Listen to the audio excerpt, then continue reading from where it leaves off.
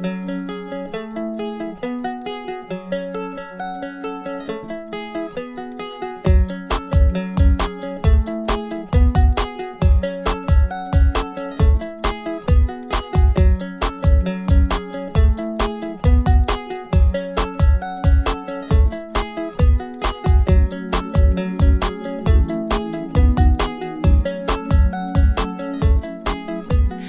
guys, it's X. Today is Thursday, July 26, 2012, and welcome to another video.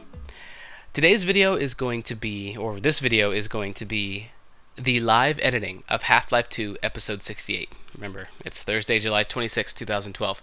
I will not put this video up, that is the one you're watching right now. I will not put this video up until I have finished Half-Life 2 on my channel. I do intend for this to serve as a sort of bonus video and a sort of look back into what went into creating a Half-Life 2 episode. Half-Life 2 has actually taught me quite a bit about creating an immersive video, or what I hope to be, or what I think is an immersive video. And I'm constantly updating these techniques. I'm constantly working on my own technique on how to edit these. But this is what I've learned so far, and this is how I currently create a Half-Life 2 episode. Alright. So what you see at the end of this video is going to be the finished product of Half-Life 2 Episode 68, and it will be what gets uploaded. Now, again, as I said, this video is coming out after I finish Half-Life 2 on my channel. So if you are watching this video and you have not seen Half-Life 2 Episode 68, stop watching now, go watch that so you don't get any spoilers, and then come back to this one. Alright. So, let's go ahead and get started. I think I've given enough of a disclaimer there. I'm going to open up my video editor and show you guys Half-Life 2 Episode 68. Now, I have done some preliminary work just for the sake of saving time.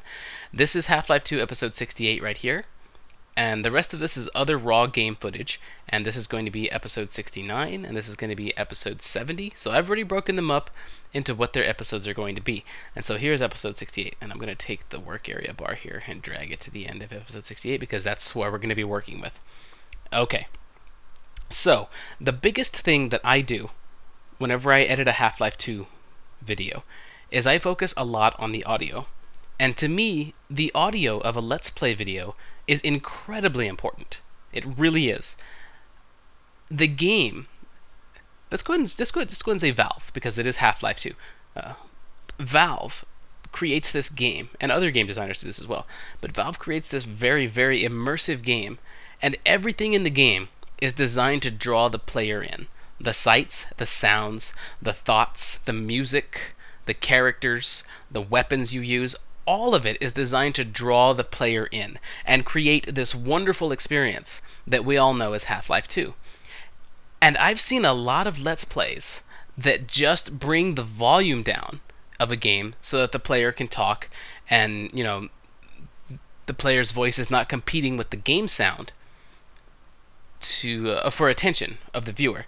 And I think, and I'm not bashing any Let's Players who do this, but I do think that that's not enough for me. I know that that's not enough for me. I think a game like Half-Life 2, I think you lose a lot of the experience by just doing one big blanket pull of the volume down.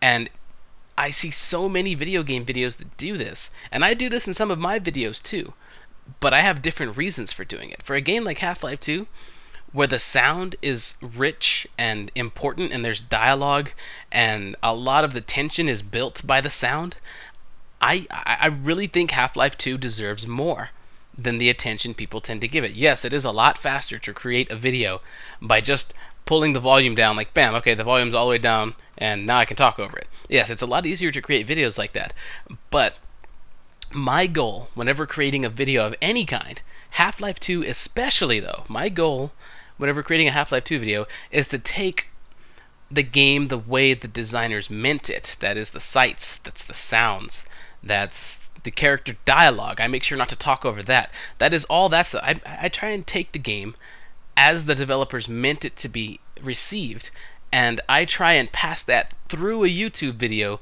to the audience.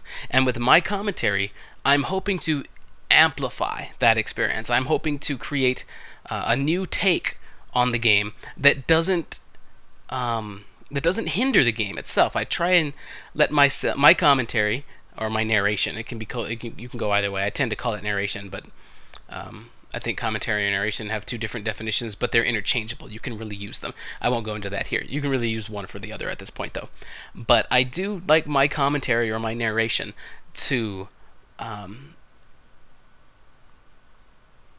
blend with the game in a way where they both complement each other to create an overall better experience. That is my goal. I'm trying to take all of this and provide the purest experience for the viewer that I possibly can. And I'm not just doing it for the viewer. I'm not just doing it for me. I'm doing it for Half-Life 2. I'm doing it for the series as a whole. Each one of my Half-Life 2 videos is part of a Half-Life 2 series, okay?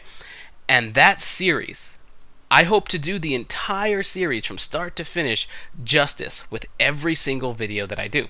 Alright, so I could go on and on about that, but now that you guys know the motivation behind why I do what I do and what you're about to see, you'll be able to get how each of it works in every step of the way, in my mind, and for the benefit of the video and the series as a whole, and for the benefit of the viewers and the game. Okay, so we've got the Half-Life 2 audio here. Oh, sorry, we've got the Half-Life 2 video and audio here. They're both just sitting here. Just wanted to show you guys a screen of the video editor. This is not the first place that I start.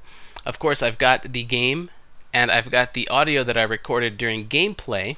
Let's go ahead and open that up now. Let's go ahead and open up Audacity, which is the program that I use for my sound editing, and let's go ahead and show you guys the version just so you guys know. Audacity 1.3.13 beta. This is the beta, alright, so you guys know. I'm pretty sure there's an update out by this point, but I haven't gotten it yet because I just tend to use what works. Alright, the first thing, if you're going to be using this as some sort of tutorial, I don't know if you will be or not, but if you do Let's Plays and you're actively looking to improve the quality of your Let's Plays, and the art of what you do, then I guess you can kind of take some of this as advice. But it is imperative that whenever you're recording a Let's Play, that you record 2 sound channels. Alright, Fraps should be recording the game audio and the game video, naturally. But let Fraps record the game audio, and you record your voice at the same time with your with Audacity. So you have 2 sound channels that you can work with. Otherwise, you're blending them all into one. You're blending your commentary and the game into one sound channel, and you just can't work with that. You have effectively destroyed your efforts at the first step. So it's important that you record 2 sound channels. Let me go and go to File, Recent Files, and you can see here we've got Half-Life 2, 68, Narration, Raw. All right, this is my Audacity project. I'm going to go ahead and open that up, and here is my actual commentary or narration for the game. Now you can see it seems pretty quiet, right? The waveforms themselves are kind of small, and for those of you who don't know the terminology, these little blue lines that you see kind of wavy on here are waveforms, and they indicate the volume of the track, of the soundtrack that you see. You can see there it's kind of small, and that's intentional. I like to record my commentary at a very, very, very, very low volume. All right. Now, if you're going to do this, you have to make sure you have a microphone that can record at a low volume, but still pick up everything. I use the microphone on a COS SB45 headset. All right, just so you guys know that if you intend to record at a low volume, that's one of the microphones you're going to want to use. If you don't have a good microphone, you may have to record a little bit louder, but I tend to record very quiet. All right, and this gives me a good base to work with. But, as you can see, it's kind of spiky, isn't it? Notice how some of these parts are really quiet. Like, look at that right there. That is really quiet. That's even quieter. Some of these parts are really loud. Okay, let's go ahead and play that and see if you can hear that. But it's nothing I can't handle. Alright, that wasn't me talking right now. That was me talking in-game. Alright, and then there's other parts like this. Let's go ahead and listen to this part, this real quiet part. Combine. Okay, so that's just me kind of uttering the word combine to myself, and this is me kind of smack talking during the gameplay, and still you've got others that fall in between. So what we want to do, the first thing that I want to do, is I want to try and eliminate the spikiness of this. Let's go ahead and zoom out so you guys can see the whole thing, the whole timeline, or at least the majority of it there. So yeah, we want to eliminate some of this spikiness. And there's a way that Audacity lets you do that. I'm going to select the whole track, go to Effect, and I'm going to select compressor. What the compressor is going to do for us is it's going to take these loud sounds and decrease them in volume. It's going to take some of these quiet sounds and increase them in volume. So what it'll do is it'll level out the entire track so that we don't have a sound file that's difficult to work with. Because if we've got some parts that are quiet and some parts that are loud, then that means some parts of my voice are going to overpower the game, some parts aren't going to overpower the game, and vice versa. The game will overpower me at some points, and it's just, you don't want to work with that. You want to be able to use your natural volume in your narration and still have a very even soundtrack. So that's what we're going to do, is we're going to go to compressor. And I'm going to be honest here, I've only done enough looking into these settings to benefit the work that I do. I don't know what a whole lot of these do. I don't think I've ever touched anything except for threshold and ratio on the compressor. For my voice, I like to bring the threshold down to -20 dB, and the threshold tells the compressor at what volume level it should worry about compressing the audio. Alright, so I bring it down to about -20 decibels, which is about right here, I'm thinking, on the soundtrack.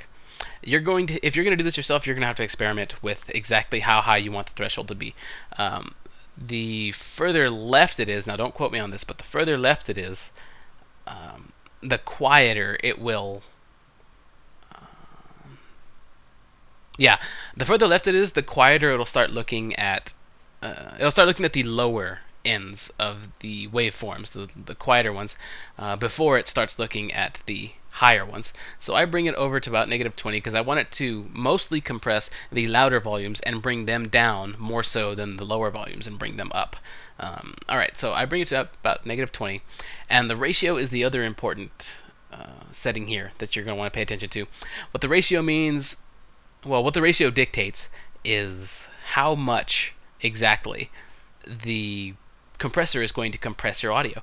If you bring it down to the left side, the lower the ratio is, the less of a compression effect you're going to get, which means the louds will stay loud and the quiets will stay quiet for the most part. And if you bring it up to 10, then you're going to get even more compression than you would normally in the middle range, which means that your louds are going to decrease more and your quiets are going to increase more as well. Your louds will decrease to quieter and your quieters will increase to louder. So I like to get around a middle range. I like to do about 6.5 for my voice. So that's what we're going to get. -20 decibels and 6.5 at a 6.5 ratio, and I leave a check mark by compress based on peaks. Alright, so I click on that. This is going to do two things for me. It's going to level the audio. Go ahead and watch the waveform while this finishes. It's going to level out the audio and increase the volume for the most part. So now let's go ahead and get a good look at this waveform. Look at that. See, this is what it looks like now. That's what it looked like before. See, we've got a lot. This is how, the original file. This is how it looked originally. We've got louds, we've got quiets. But now, after the compressor, the quiets are nice and even with the louds and vice versa. Now everything is just kind of loud, isn't it? But that's good. That's what we want, because that's why I recorded at a very quiet volume to start, because the compressor will increase the volume for me. So now let's go ahead and take a listen. Those poor people die so quickly out there. And if I'm not careful, I'll suffer the same fate. Let's buy some time.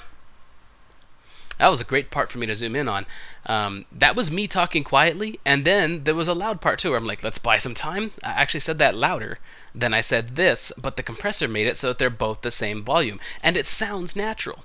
But another thing that the compressor did was it also made the background noise, which is the key presses and the PC fan and the clicks and all that stuff, and it amplified all of that as well. Like, let's go ahead and listen to this part.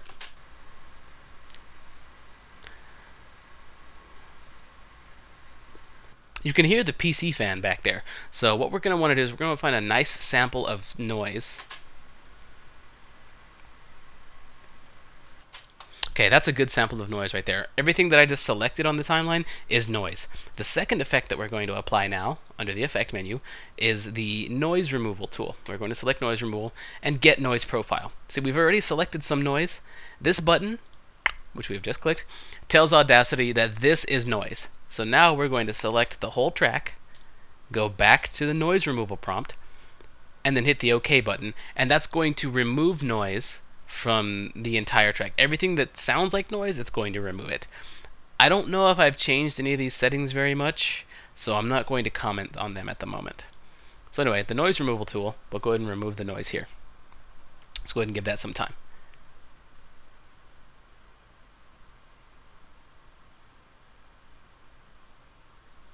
Bam. Now we can see, even on the waveform, we can see a visual difference in between the sound there. Now let's go ahead and play that one point that we just listened to.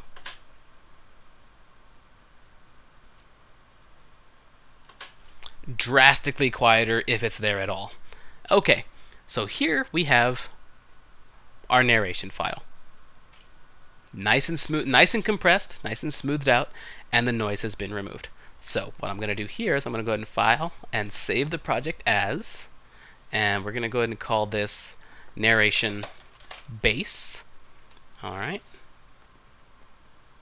And then we're going to export this. I'm going to export it as narration base.wave. Alright, so now we have created a base narration file. And I'm going to jump into my video editor, get media, PC files and folders, and I'm going to select the base file that we just created. Open her up.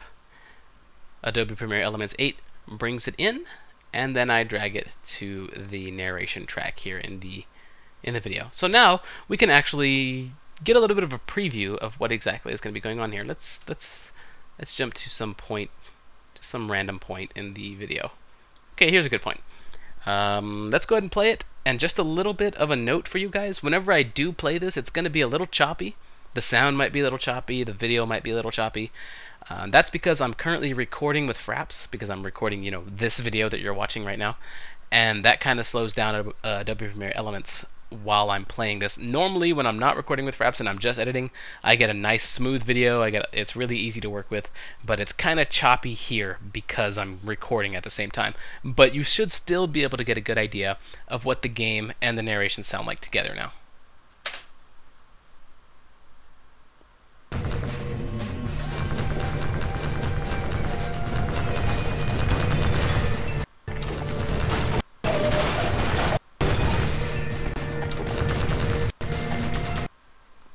Or so I thought. Let's go ahead and clear that. Let's go ahead and drag this back in. Something may have happened there.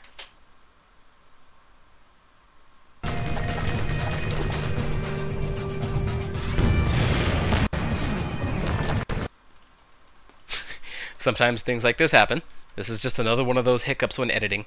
I'm going to close my editing program, reopen it, and maybe it'll recognize our WAV file that time. It's probably just a bug with Premiere Elements, but this is just one of those hiccups that tends to come up during video editing. So let me go ahead and skip ahead, and we'll see if this does fix the problem. Okay, I closed Premiere Elements, I reopened it, and it looks like it recognizes the waveform of our narration file, so let's go ahead and give this another try. The purpose of this play is to see what the narration sounds like along with the game.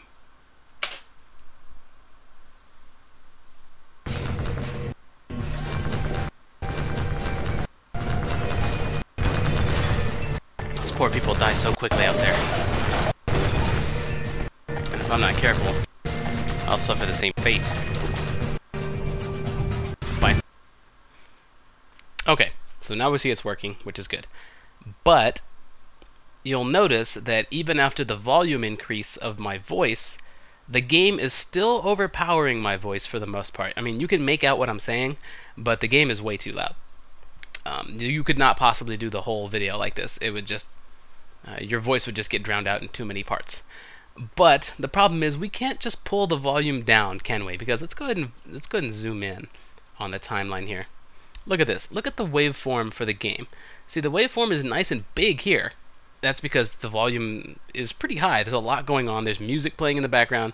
The Strider is shooting at me. So, of course, there's a lot going on. And, of course, it's going to overpower the tiny waveform down here. But just because the waveform is big here, and, over here it's loud as well, and it's loud right here too, and it's loud right here, there are a lot of other smaller places. Like, what about this spot? That's a quiet point. And that would be okay to lower the volume on too, because it's probably just, yeah, it's just a... It's just a downtime, it's just a lull in the action, which is okay to lower the volume on. Most people wouldn't mind that, but what about important pieces like this? Look at this one right here. See, that's a quiet part. If we lowered the volume altogether, then sure, this part would be easier to hear. The part where we've got the Strider shooting at us would be easier to hear, wherever it's at. Yeah. Yeah, it would be easier at this point to hear, but if we lowered the volume down as a whole, then we'd lower the volume on important places, like conversation with this guy. I would play it, but it's, like I said, it's choppy. But as you can see, as I scrub through the timeline, you can hear him talking. So if we lower the volume so that it's easier to hear here, then we make it harder to hear in places like this. So what we need, in order to solve this problem, is a nice even waveform for the game audio. The same way we compressed my narrations audio, we're going to compress the game audio as well to give us something easier to work with. And let me show you how we do that. I'm going to pull the timeline back, make sure that my work area bar is in the right spot, and I'm going to right click and clear my narration out of this out of the editor for right now. Now what I'll do is I'm going to generate a WAV file. You can see here the quick share preset that I have built right here creates a WAV file of just whatever I have here under the work area bar. So I'm going to hit share, and I'm going to call this Half-Life 2-068 for episode 68 -game, because it's the game sound, -raw. So this is just the raw game sound. Share work area bar only. So it's just going to export the game sound. Let's go ahead and hit save.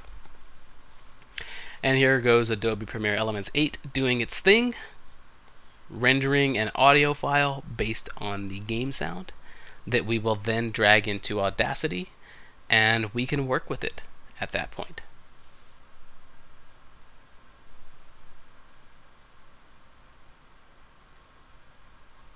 Okay, so the audio file is completed. I'm going to hit done.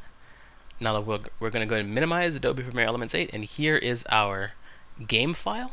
Let's open Audacity back up to the project that we're working on here, and drag the game file into Audacity. Now it's going to ask you if you want to make a copy or just read the file directly from the desktop.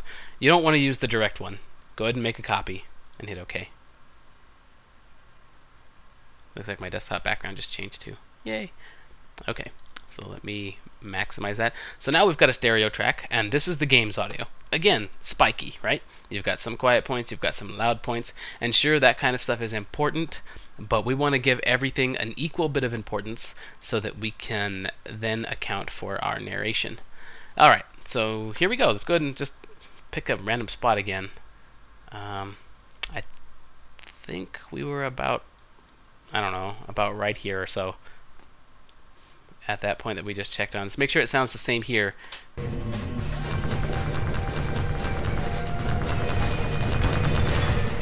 Those poor people die so quickly out there. And if I'm not careful, I'll suffer the same fate. Alright, so there we go. We've got the same audio that we had from the game. So now we're working on it in Audacity. And what I'm going to do here is I'm going to select the whole track, and we're going to use that compressor that we used on the narration. And for the game sounds, again, these the threshold and the ratio are the two important things that you're going to look at. For game sounds, I like to bring it up to about 35. What that'll tell it is that I want to make sure it does account for these very low points and does pay as much attention to them as the higher points on the waveform. And the game audio, I guess we can stick with 6.5 to 1. Actually, I tend to do something like 5 to 1 for the game audio. So again, I'm going to leave the check mark on compressed based on peaks and hit OK. Now let's see what kind of transformation occurs in the game audio. Remember, it vastly increased the volume of my narration, so we can expect the same thing to happen with the game audio.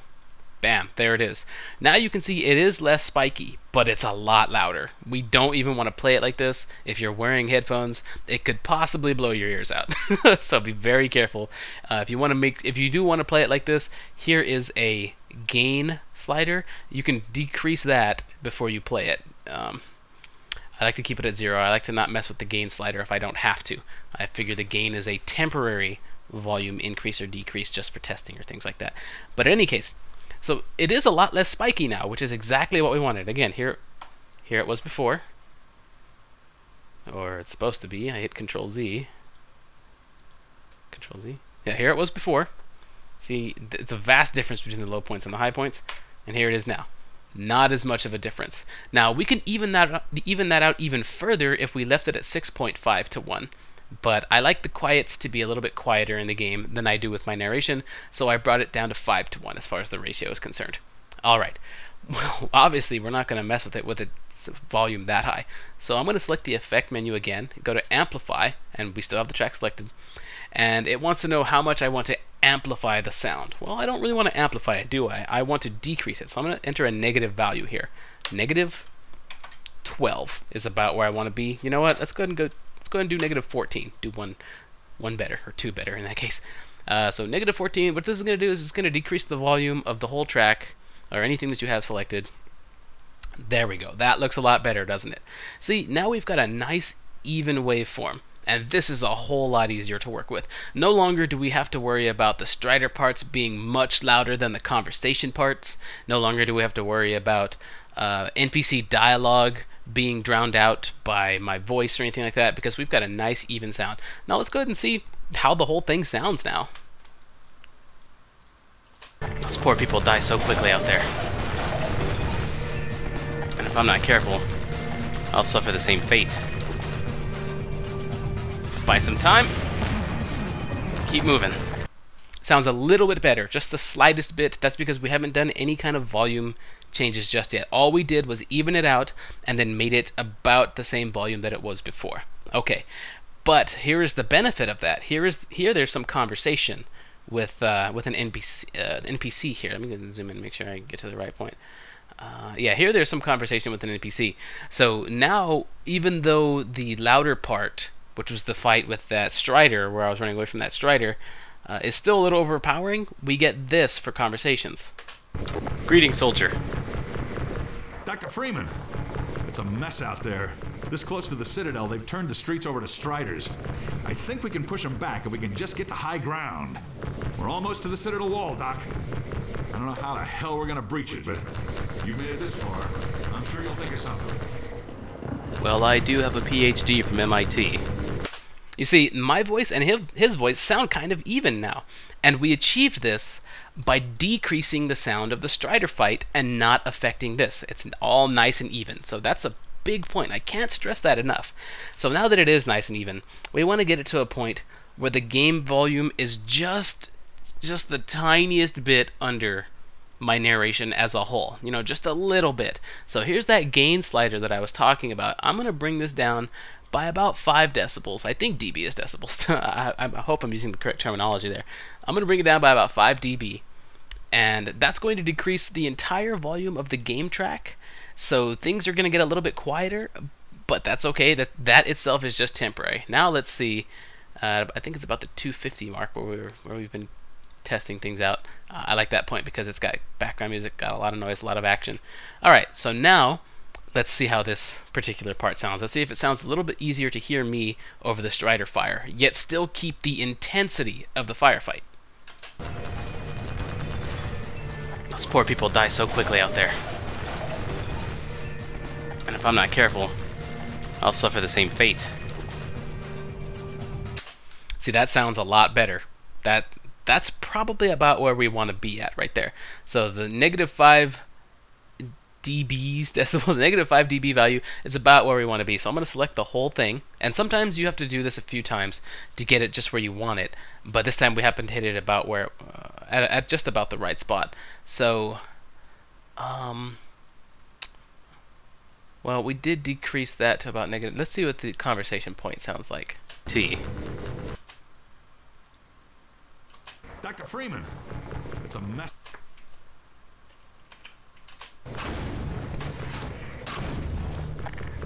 Greetings, soldier.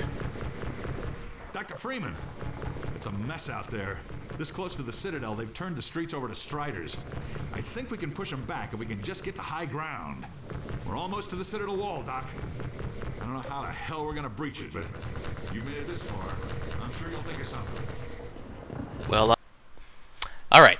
So that's good. I like how that's. I like the balance for that, and I like the balance of the firefights. There are other places where I want to check balance. If I just look at the waveform, I can see that this part's kind of loud. So let's go ahead and get here and see what that sounds like.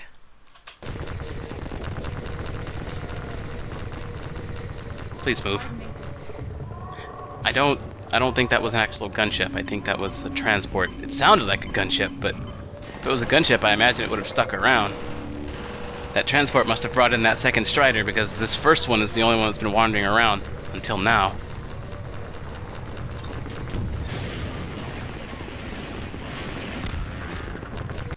Sounds good. I'm having a problem. Okay, let me tell you what that is.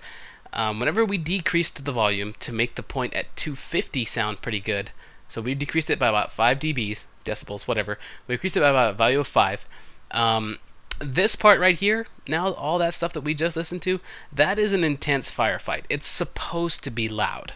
Okay, that part of the video. Let's go to the about the 11-minute mark, because we see it right there. Let's go to it in the video, and let's see what is actually going on there. Sometimes it's enough just to look at the audio file and know what your gameplay was, but other times you have to see again. So about the 11-minute mark is where we were at.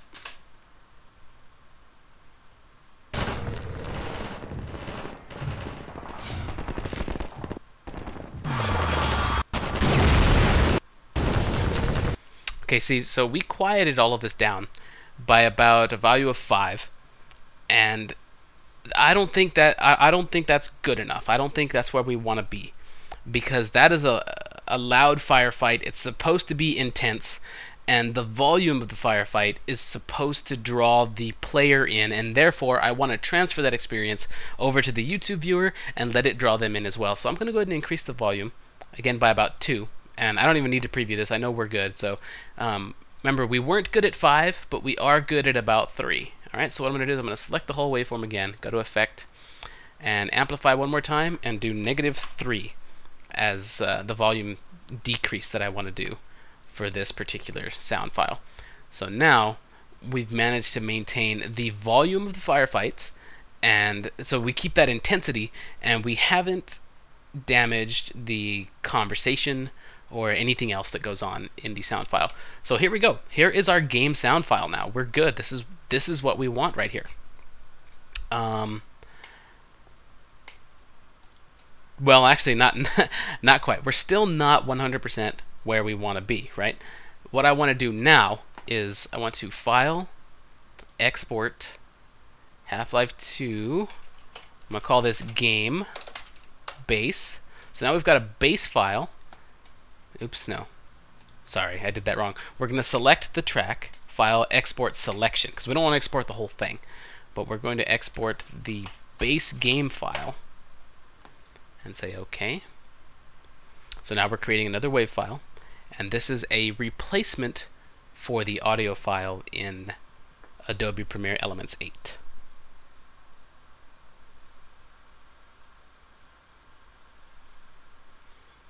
Alright, the WAV file has finished. Let's go ahead and minimize this. And it's in our Wii folder. So I'm going to open this up and organize, get media, PC files and folders. There's the base file, the game base file, so we're going to select that.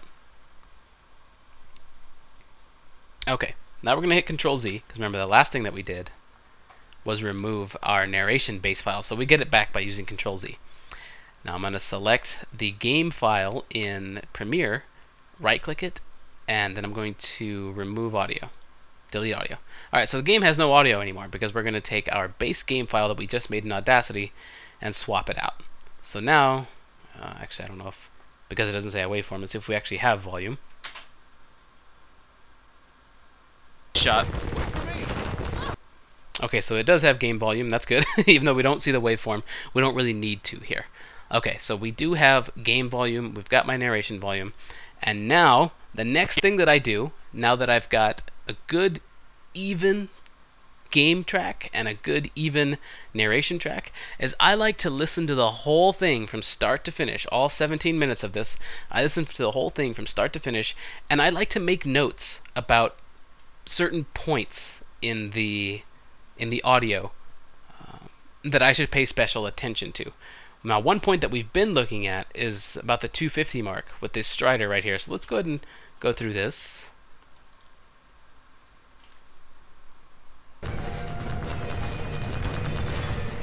Those poor people die so quickly out there. And if I'm not careful, I'll suffer the same fate.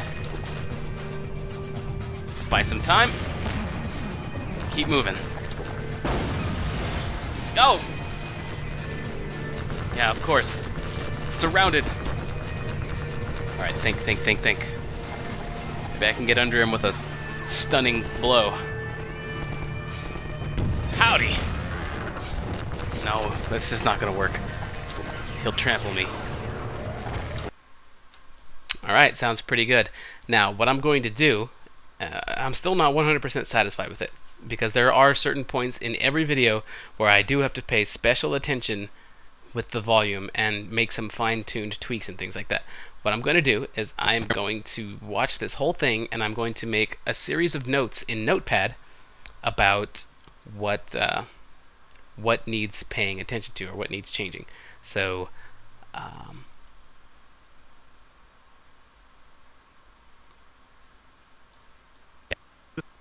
yeah, all right. So that's what I would normally do. So let me go ahead and minimize this. Just trying to remember whether or not I had made notes for whether I had done some preliminary work. And yes, I have done some preliminary work here. I've already done some preliminary work with this video, and these are certain points that I need to pay special attention to. I'm not going to make you sit here through all 17 minutes of that while I make notes. Some of you might like to see that, but that would add like 20 to 25 minutes, because it's watching the video, stopping, making a note, watching, stopping, making a note, and so on and so forth. So it would be about 20 to 25 minutes that would be added onto this video, and I don't want to do that. So I've done this preliminary work. So here are the places that I want to make a note of as far as the audio is concerned. So we can see here at the 4-minute mark we've got car bombs. So let's go to the 4-minute mark. And let's see what that note's talking about.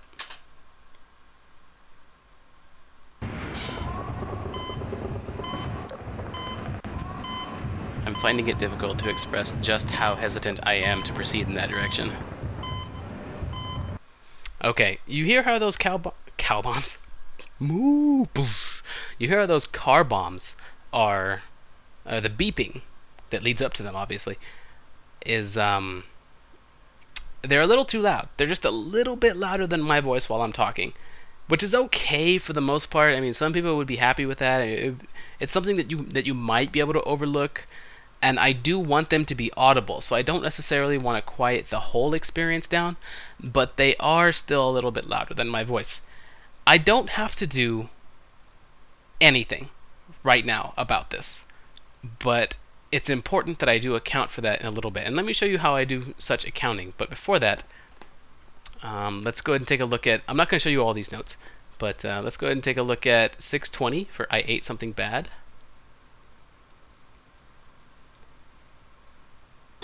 620, here we go. I made a note of this because I want to make sure we hear this guy when he talks.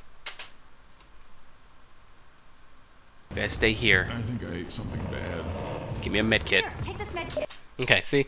I think I ate something bad, so that's good. We can hear him right there. The reason I make these notes is because I'm going to do one more change to the game audio before we finish. Alright, so these are all fine and dandy. One of the ones that I want to, well, let me show you. No, I'll show you these later. One of the ones that I want to show you, this is the reason this step is important, is because this note right here at 1554, I made this during this phase of my editing. So let's go to 1554 and show you exactly what I'm talking about. So here's the second marker. So 4 seconds from now, you're going to see what I'm talking about. I wrote down, he's okay?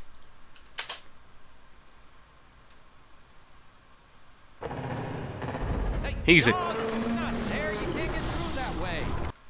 Whoa, okay, I don't know if you guys noticed that, but that is a pretty stark contrast. That that was part of the narration audio.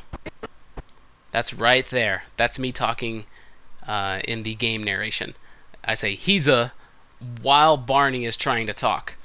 And it's important that we get rid of stuff like that, because the next step it could affect the next step, we'll put it that way. Another thing that I just noticed was that my narration in this part is very loud compared to Barney talking. Let me jump back to the point where Barney has a conversation with me and make sure they're balanced. Let's see.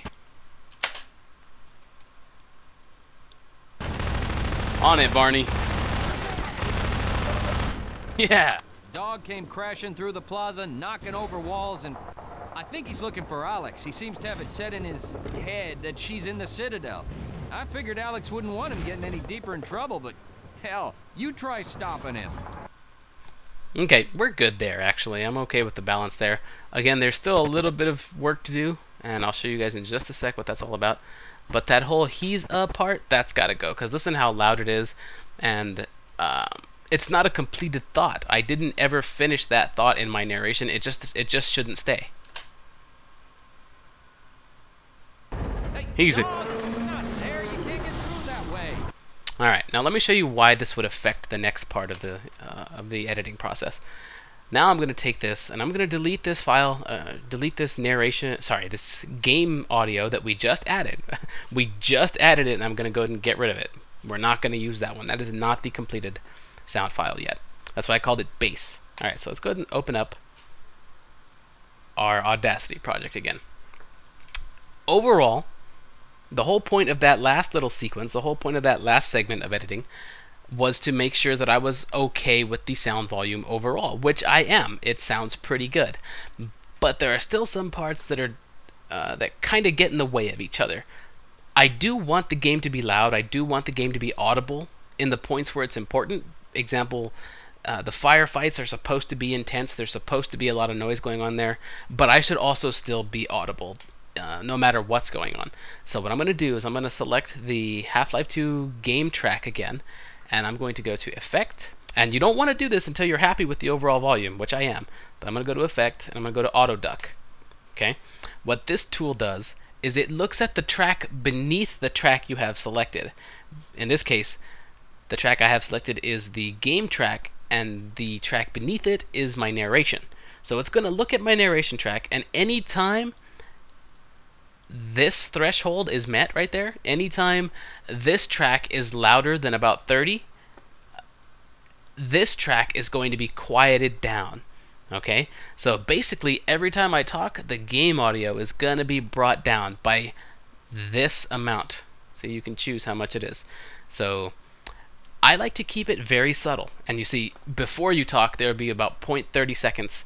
As the volume decreases, then it'll stay that low until you're done talking, and then it'll increase for about by about 0.30 seconds. It's a very subtle technique.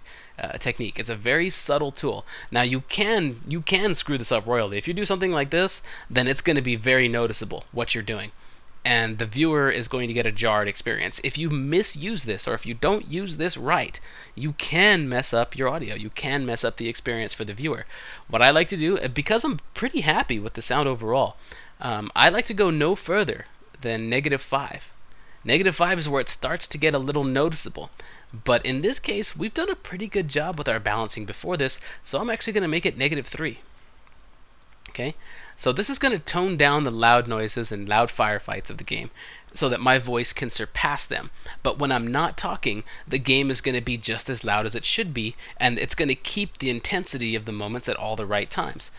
Now, the reason this the reason that "he's a" part needs to get removed is because this is an automated tool.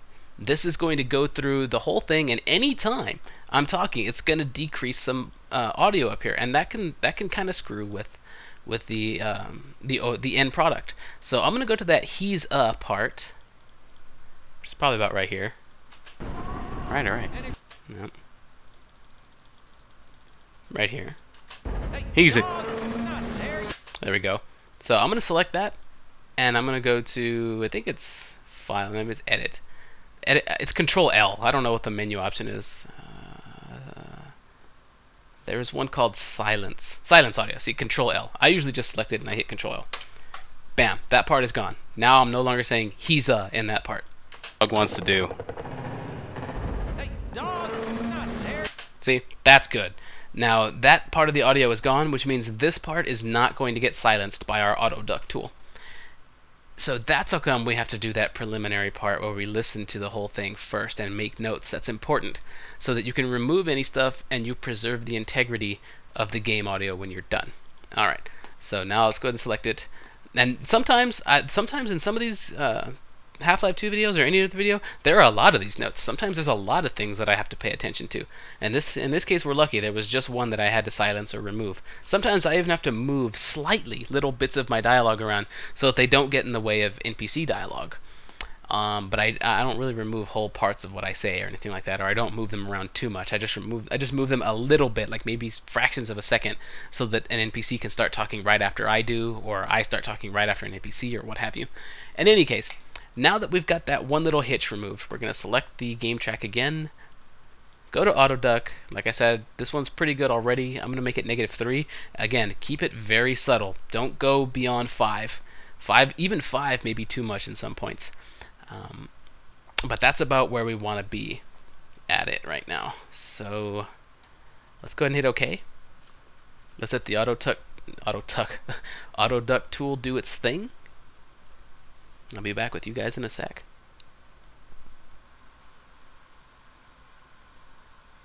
Alright, a minute and a half later, we're done. Now look at the audio file, the game audio file. Now it looks a little spiky, which is what we tried to get rid of earlier, but it's spiky in a good way. Now the volume is decreased in all the parts where we want it decreased.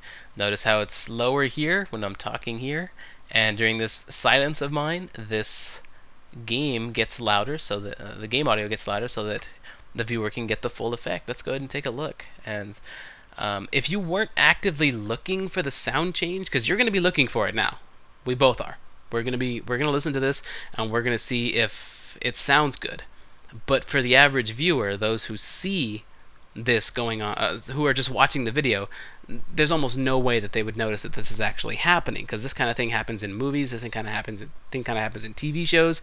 Background music and sounds get decreased all the time in those experiences, but nobody ever really notices that. They just want to hear what the characters in that show or movie are saying, so they just expect the background noise to be lowered. It's a very natural thing for the human ear to do that, to want that.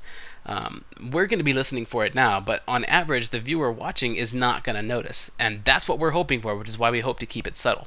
Let's go ahead and listen and see what it sounds like.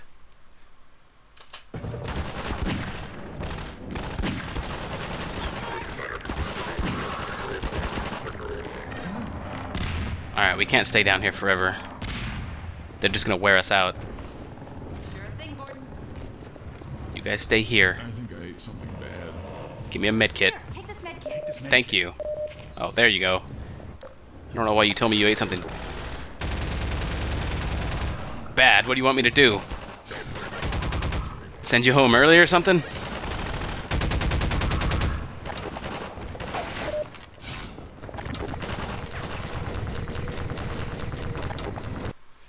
See, the effect is very subtle. Now that we've stopped it, if you were watching the waveforms, you could probably hear the sound, but there's a chance that you also didn't. The effect needs to be subtle, but it's gotta also be there, because it creates that much more room for your voice to work, and it preserves the integrity of the scene as a whole. We heard all the character dialogue there. We heard my dialogue, and we heard the intensity of the firefight and the grenade explosions. It's exactly what you're looking for. And in the meantime, the entire rest of the file's integrity has been preserved as well, because of everything that we've done. Conversations sound good, battles sound good, your narration sounds good, or in this case, my narration sounds good. We're almost done. This is almost exactly what we want, but we know it sounds great, so we're going to select this again, and this time we're going to go File, Export Selection, and we're going to call this Half-Life 2 068 Game. Actually, just Game, because it's done. Half-Life 2 068 Game. Save. Go save a WAV file of that. Well, this was going to take a while, so we'll go ahead and let it do its thing.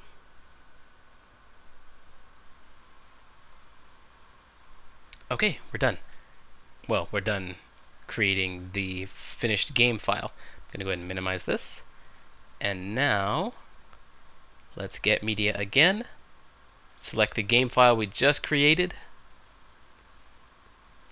let Premiere do its peak file, and then drag it over to the timeline again. Alright. I wonder if we have sound. Sounds like we do. Let's go ahead and save the file.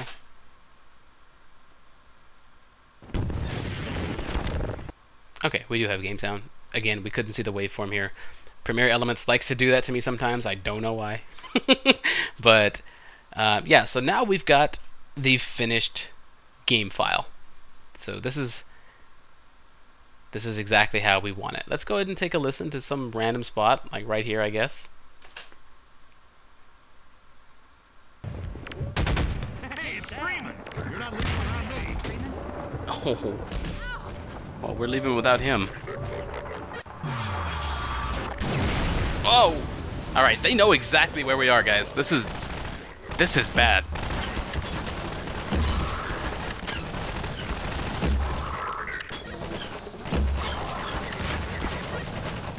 But it's nothing I can't handle.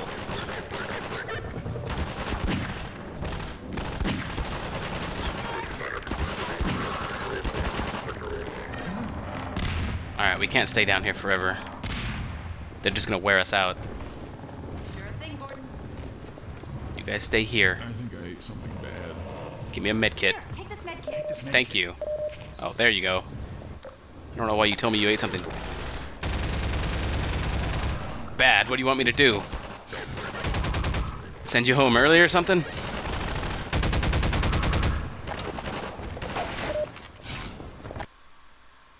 Okay. Now it's time for some fine-tuning. And this is the last step before actually rendering the video file. Of course, there are a few other little tiny things that I do here and there just to clean up, but I'm not going to go into those right now. This is all just about the audio. Now, like I said, we're going to do some fine-tuning. I think a few parts of that, the game was just a little tiny bit too loud. So what I'll do is I'll bring the whole thing down by about minus 1.45. That sounds good. Let's give that another listen.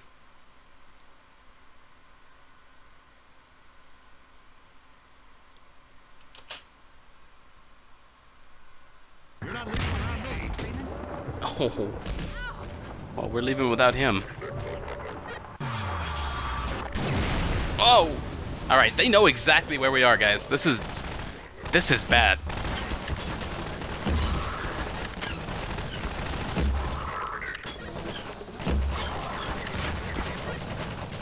But it's nothing I can't handle.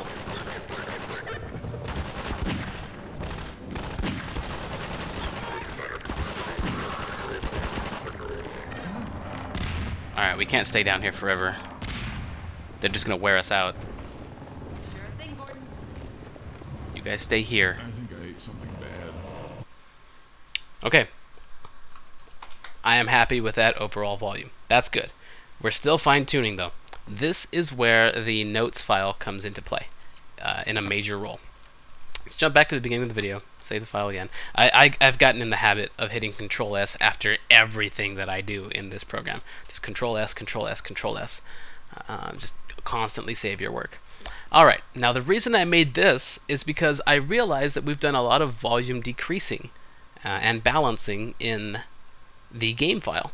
So now I want to make sure that these important parts really stick out, that they really stand out from the rest of the audio for the playthrough, because these are important parts. These are key moments in the video. And these moments are supposed to be intense, or they're supposed to be humorous.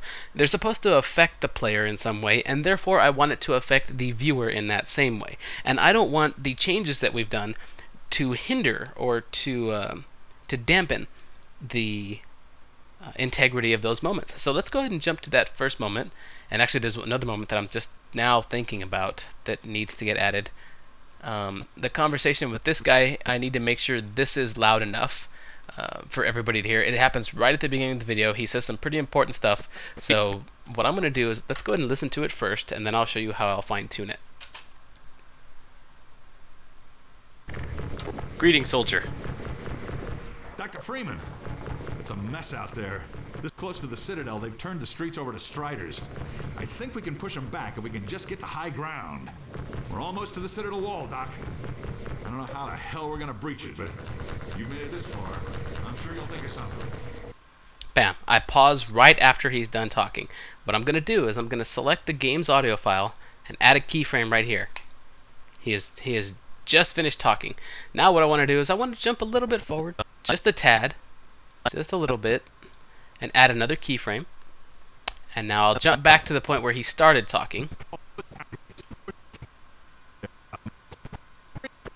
I tell him, "Greetings, soldier," and then he starts talking.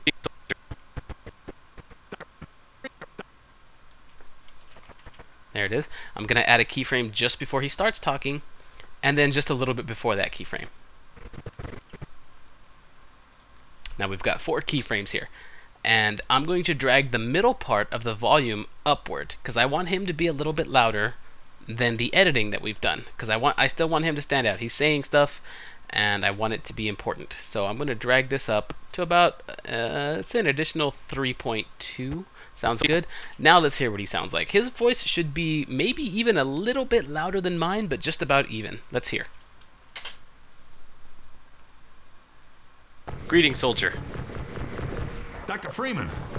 It's a mess out there. This close to the Citadel, they've turned the streets over to Striders. I think we can push them back if we can just get to high ground. We're almost to the Citadel wall, Doc. I don't know how the hell we're gonna breach it, but you made it this far. I'm sure you'll think of something. Well, I do have a PhD from MIT. Okay, I think he's just a little too loud, so I'm going to bring him down by about -1.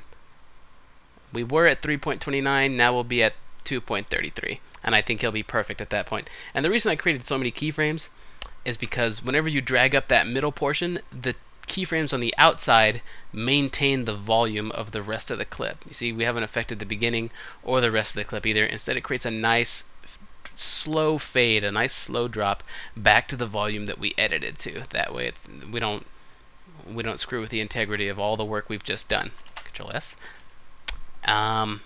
So yeah, that's how come I add 4 keyframes, because there needs to be a gradual increase in volume, because you don't want to just add a cut.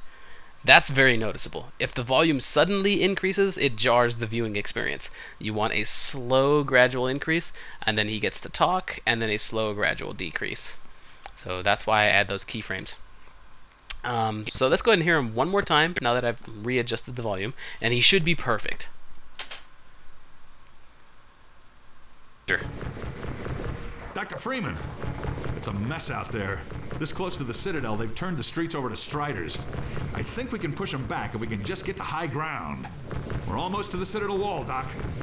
I don't know how the hell we're gonna breach it, but you made it this far. I'm sure you'll think of something.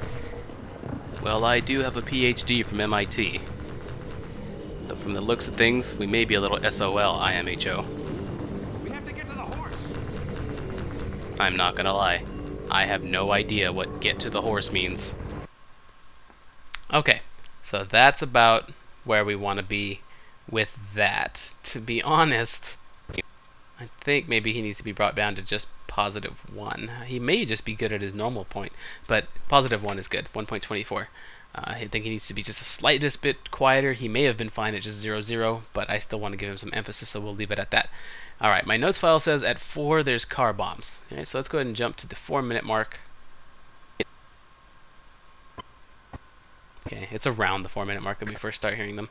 So let's go ahead and take a listen to what they sound like without any fine-tuning.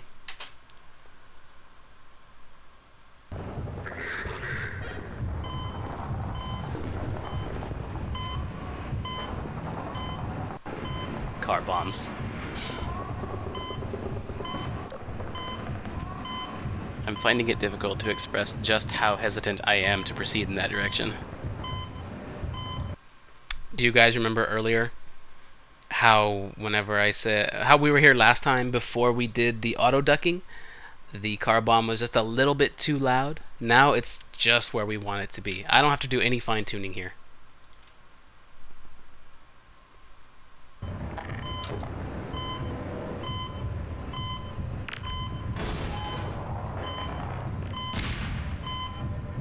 Doesn't seem I can get them to go off prematurely either.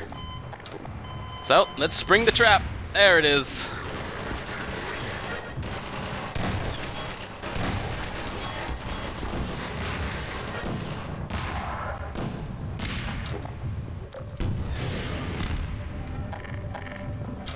can't trap me.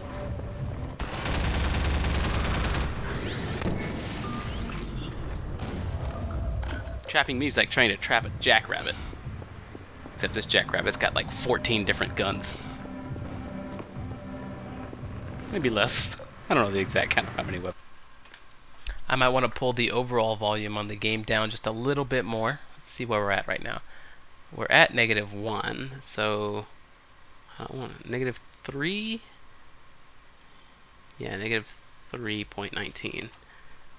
The overall volume down just a bit. Let's see this again.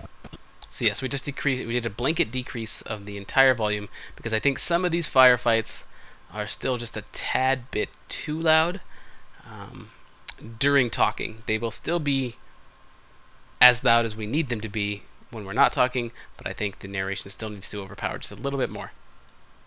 So let's go and listen to that again.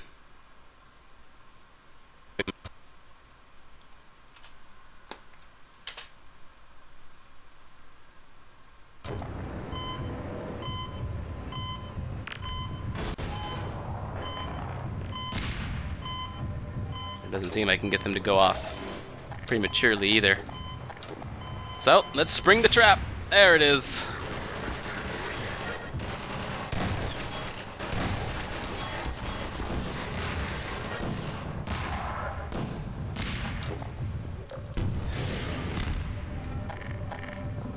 You can't trap me.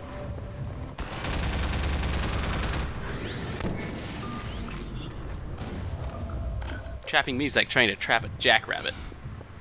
Except this jackrabbit's got like 14 different guns. Maybe less. I don't know the exact count of how many weapons I have. But it's a jackrabbit with a lot of guns. Alright, sounds good. Let's see the next point. At 5:45, there is a blue laser. Now, the reason I marked these, let me tell you exactly why. The reason why exactly I marked something like this. So 5:45. Let's get to this point and let's see it.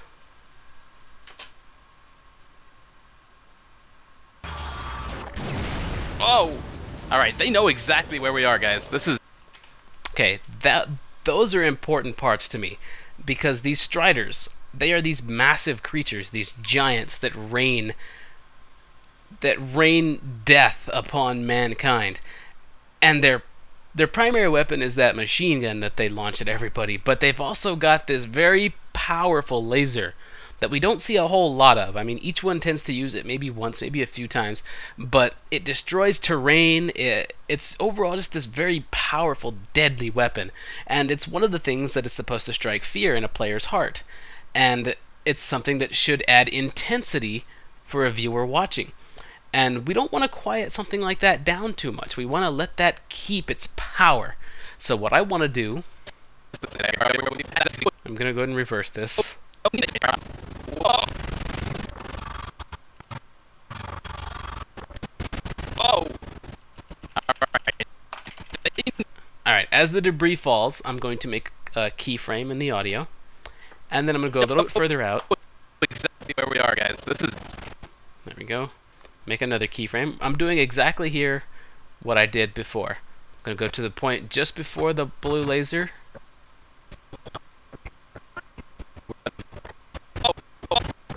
There it is. And I am going to increase the volume here too. Make another keyframe and pull back a little bit and add another keyframe. Now I'm going to take this middle section and I'm going to greatly increase its volume. Let's go ahead and bring this up to 3.29.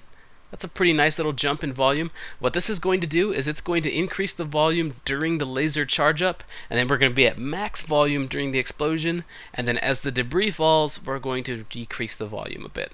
This is just fine-tuning. This is just one of the ways that I try and make sure that the really impactful parts of the game not only keep their impact, but maybe we can add a little bit more to it. Let's listen.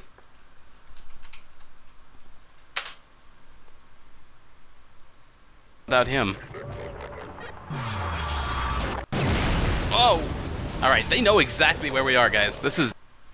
See there, what we've been trying to avoid with all of our editing is we've been trying to avoid my voice being overpowered by the game or the game overpowering my voice. But right there, that flash of blue and that explosion, all kinds of things are happening at that one moment.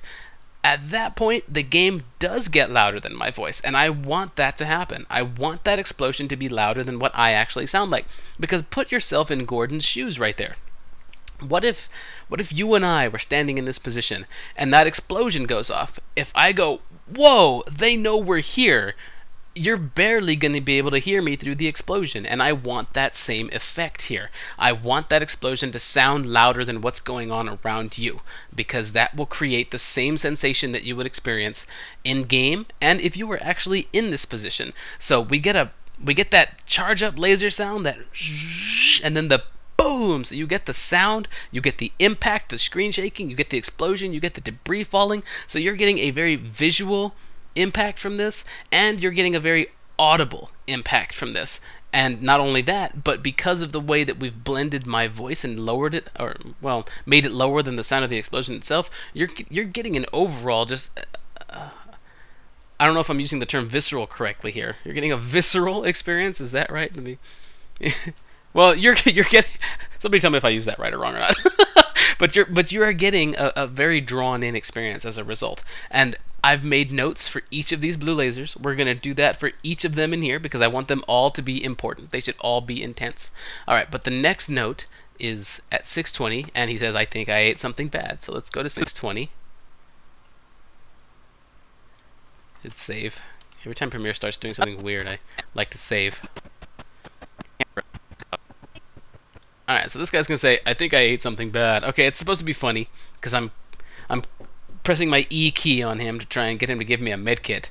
But instead of giving me a medkit, he's like, I think I ate something bad. And then the girl's like, here, have this medkit. So it's kind of a funny moment, and I want to make sure that it gets its share of screen time, or I want to make sure it gets its few seconds of fame, so that, you know, the humor in it comes out. So let's go ahead and listen to it originally. You guys stay here. I think I ate something bad.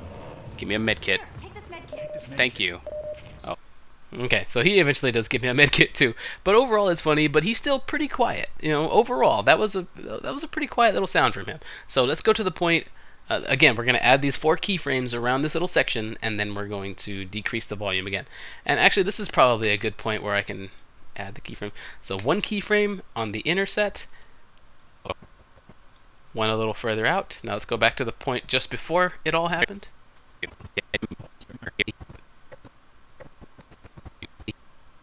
Here we go, he's about to talk.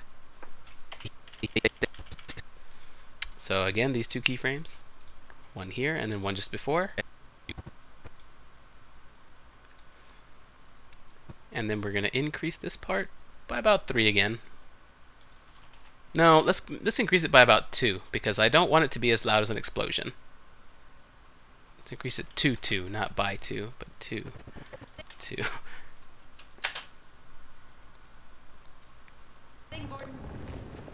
You guys stay here. I think I ate something bad. Give me a medkit. Here, take this med kit. Thank you. Oh, there you go. I don't know why. I'm good with that. Sounds good. Their voices are just a little tiny bit underneath mine, so it sounds like we're all talking over each other. It's supposed to be that way because that was a. I don't know how humorous that was, but it was a humorous type situation, and it's character dialogue. I like to give character dialogue some emphasis. So, because of that, this point gets that note. Alright, so let's move on to the next 3 blue lasers, one at 730, and we're going to do the same thing for that one that we did to the previous one.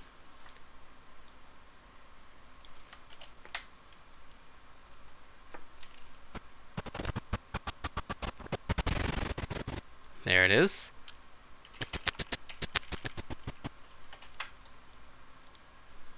Let's go ahead and add our 4 keyframes.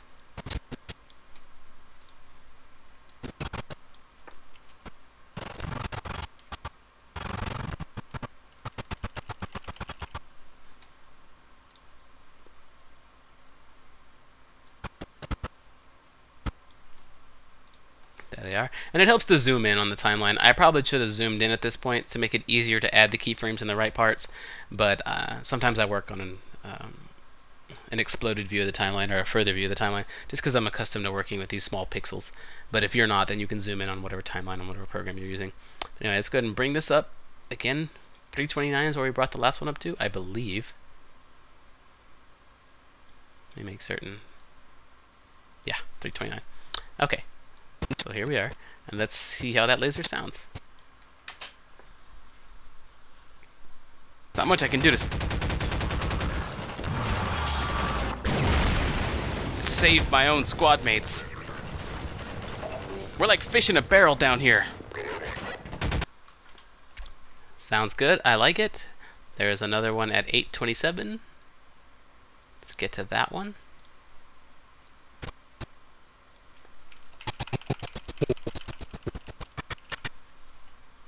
Okay.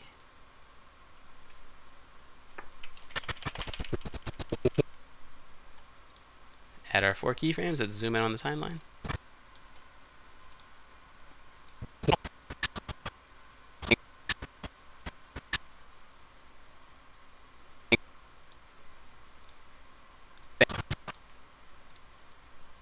Increase it to 329. Let's give that a quick listen.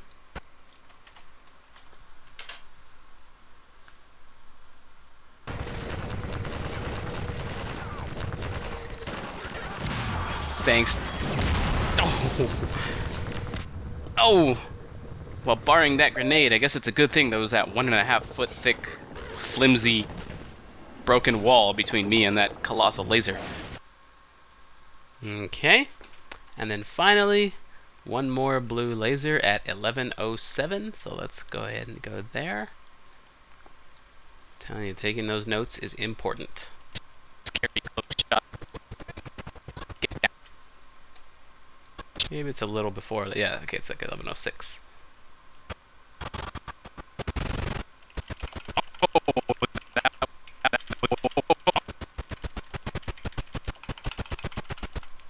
We're good right there. Let's go ahead and add our 4 keyframes again.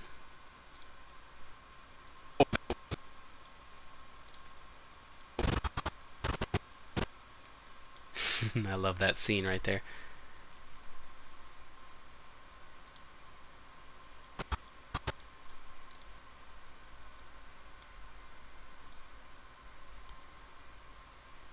$329. Let's give that another quick listen. I always listen to it.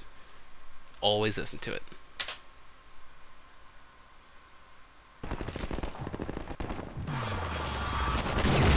Oh, that was a scary close shot. Get down. Please move. Please move. You guys are... Okay, maybe we'll fight up here.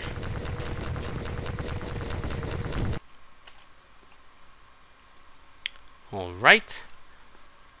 And yes, these... Okay, the he's a thing, we've already dealt with that one, so we don't need to worry about it. But Barney and Dog appear at 1518. I want to make sure and give that moment the emphasis that the game gives it. So we're going to pay pretty close attention to that. I don't think we'll have to do too much for it, though. So 1518 is where they appear. I just want to make sure that we can hear Barney for the most part. And I think we already can.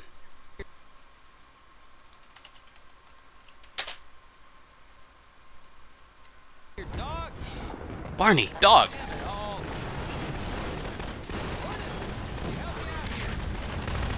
On it, Barney.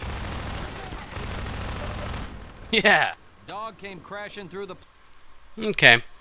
For here, I think Barney's introduction could be a little louder, which means the game is definitely going to drown my voice out by just a bit, unless we do... No, actually, it won't. Okay, let's see.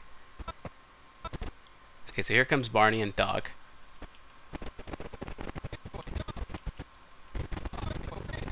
So there's Barney saying, "Here, boy, Dog." Okay, let's go ahead and make 2 different instances of this. Going to make 4 keyframes here.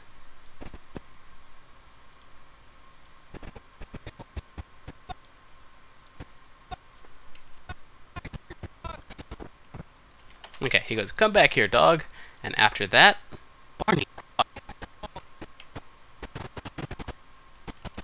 Okay, he says one more thing, so let's go ahead and drag the keyframe forward a little bit. We're at negative 319. Let's go ahead and drag it to this point, keeping it at 319.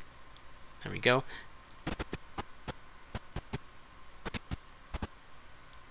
And here we'll keep a bit of a longer fade. Unless Barney starts talking right here.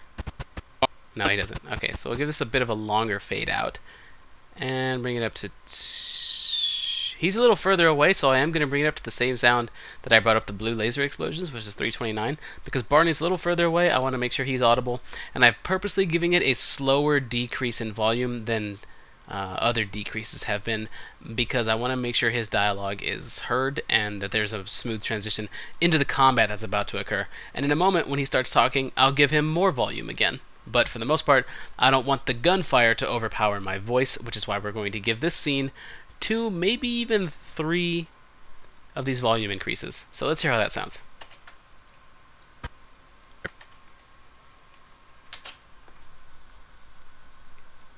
But everything always seems clear at first. Here, boy, dog. Come back here, dog. Barney, dog. Damn it all.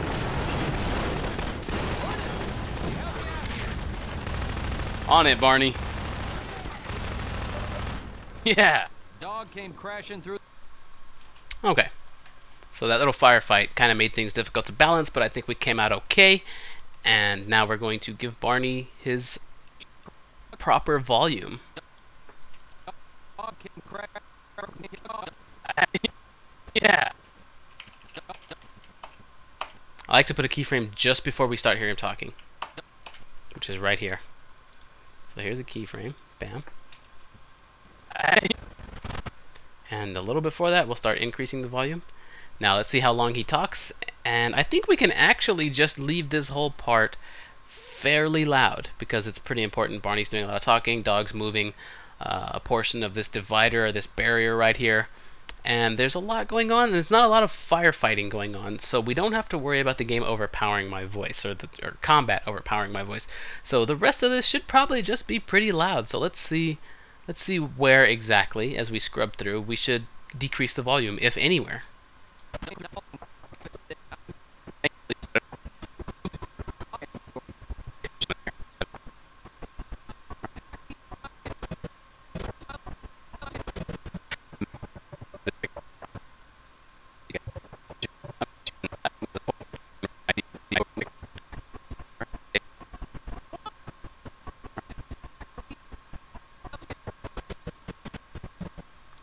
Okay, it's about right here that I want to...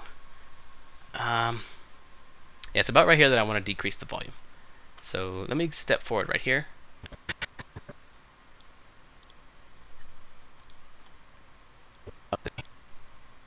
And increase the volume at this point. Alright, so now we've got our 4 keyframes that we're used to seeing. Normally we're used to seeing them closer together, but these 4 keyframes are far apart, but they're achieving the same goal, which is a fine-tuning of the volume. So we're just going to bring this up to 329, which is okay. Actually, you can probably bring this up to 233 instead of 329, because it's not quite an explosion, and we're close enough to hear Barney. Let's hear how the whole thing sounds now.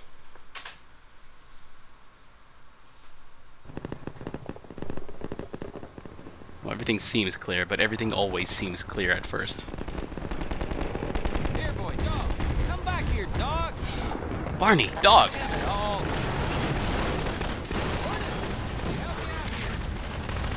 On it, Barney.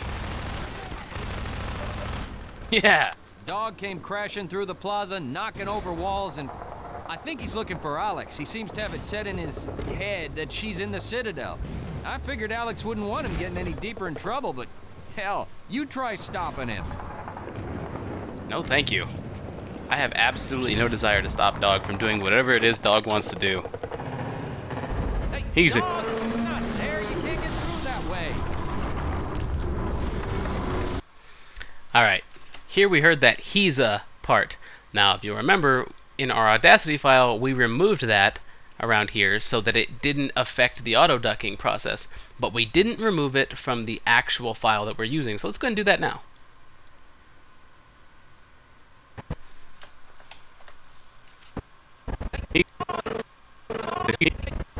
done pretty easily by selecting the narration file, cutting just before the sound, cutting just after the sound, and then you can just decrease the volume. I'm just going to zoom in on the timeline so it's easier to work with. It's got balance selected as its tool. We'll set volume.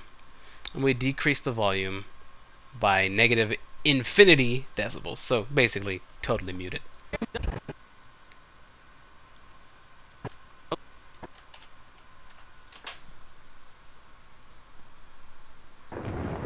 No thank you. I have absolutely no desire to stop Dog from doing whatever it is Dog wants to do. Hey, Dog! Not there! You can't get through that way! Maybe you can't get through that way. Well, I'll be damned. I think he wants you to go through, Gordon. You'd better hurry. Well, thank you, Dog. Hold that for just a moment. There's got to be other stuff around here. I don't want to leave without every advantage. Anything left to say, Barney? Go on! Alright, alright. And if you see Dr. Breen, tell him I said...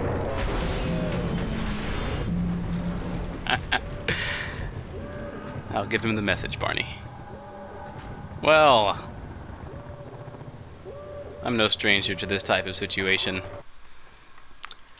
Okay, well that's good, because the last mark here is Barney Important Dialogue, which is at 16:30, which is where Barney says, and if you see Dr. Breen, tell him I said, thank you! You know, the whole...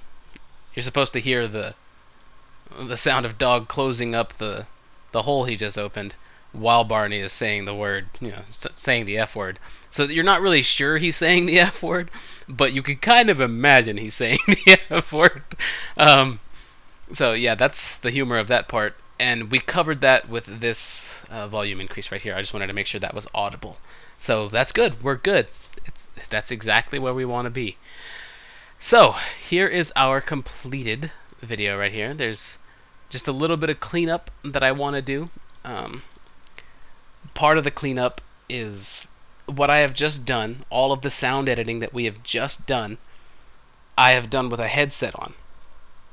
And normally whenever you balance sound with a headset on, you find that the sound isn't quite balanced the way you want when you listen to it on speakers. So sometimes you have to make some changes, sometimes you don't, sometimes it is balanced exactly the way you want it to be. But there's no way for me to test that without stopping the recording and switching to my speakers and listening through this again a little bit in some key parts and things like that, making sure it's balanced the way I want for the speakers, because I realize most people are going to watch this with their PC speakers and not with headphones on. I would like to make it balanced for headphones and speakers both. Unfortunately, because the two are such different modes of audio, it's very difficult to get them to get it perfectly balanced for both. So I like to try and strike a middle ground, and if I can't strike a middle ground, I balance for speakers rather than headphones. Although I got to admit, balancing with headphones on for this video came out pretty nice. I liked the sound that I got, but the sound for the speakers may have come out a little weird, especially in this video, even in this video. So yeah, I have to do a little bit of cleanup, but for the most part, this is the process that I go through for every Half-Life 2 video, and a lot of my other videos for a lot of other games as well. And I hope I've sufficiently explained why I do this, and I hope you can see that there is an art to this, to just editing audio. There are some video editing tweaks and stuff that you can do as well, but the reason it takes so long for me to edit these is because I care about them this much. I really want the viewer to get the best experience possible. This also, all this editing accomplishes another thing. Whenever you sit down and watch one of my videos, I want it to be where you don't have to adjust the volume. I want you to be able to sit down and just know that you're going to get a good watchable experience, because some people like to kick back with a drink or something and just watch a video. And it's annoying whenever a video's volume changes around and you have to keep adjusting the volume yourself. it's my goal that the user will adjust the volume one time at the beginning of the video to suit their taste, of course, and make sure, you know, it's at a volume that they like, and then they don't have to touch the volume control again. That way they get a seamless experience from start to finish. And that's something that I hope that the viewers can achieve. I hope the viewers also get the same experience out of Half-Life 2 that I got. That's the whole point. My commentary is to portray the experience that I got. The game, the editing is to filter the game in its purest form to the end viewer, to the audience, so that Half-Life 2 can come through YouTube straight into your own experience, the way that I experienced it. And it's because Half-Life 2 is so good that I want to do this sort of thing. And it's because I don't see a lot of effort like this being put into these kinds of videos, when Let's Plays can very much be it can be a very rich experience, as much of a rich experience as playing the game itself. I've seen a lot of comments on my videos in particular saying that watching me play a game is sometimes more fun than playing the game yourself, and that is a huge compliment to me, because it means that I have, at least to some degree, successfully transferred the experience of the game, in my eyes, to you, through all of this editing, through making sure I do all of this correctly, through the transitions, through the cliffhangers that I put in there. And I even do try to make sure, while I'm playing, to do somewhat of camera work. Now this is going off the audio editing part, but while I'm playing, I try to catch key moments while playing, like of things happening in the game world that are exciting. I try and catch them and focus on them. If you will go back through my Half-Life 2 series, especially just before Ravenholm starts, there is a conversation between Judith Mossman and Alex Vance where they're arguing, and I actually zoom in on their faces, and you can see their facial expressions, and that's one of the things that Half-Life 2 really gets right. The fact that they're able to convey emotions and experiences of these characters through body language. That's big. I mean, this is the 2004, 2006 game? I don't remember what year it came out in, but back then, facial expressions and body language, those were new frontiers, and Half-Life 2 got them, not only did them, but got them right. And so while I'm playing, I tend to try and do camera work wherever I can. I try and get the broad view of my surroundings and filter that through the video to the end audience. In any case, it's for the viewers, and it's because I have such a fun time doing this. It's also for me, and it is most especially for the integrity of the game itself, because I love video games for lots of reasons, and Half-Life 2 is one of the ones that I love the most. So in order to do it as much justice as I can, I learn about this editing stuff, and I put them into practice, and I put all of this time into it, because it's that important to me. I really think that Half-Life 2 needs to be experienced at its fullest, and that's why I do all of this. Anyway, I'm going to do that cleanup editing that I talk about. I'm going to render this video and get it uploading, and I hope you guys enjoyed this. I hope if you do Let's Plays, I hope you learned something. If you don't do Let's Plays, I hope you found it just an enjoyable look into how all of this works for me. And yeah, overall, I think I've said everything that I want to say. So thanks a lot for watching, guys, and I'll see you next time.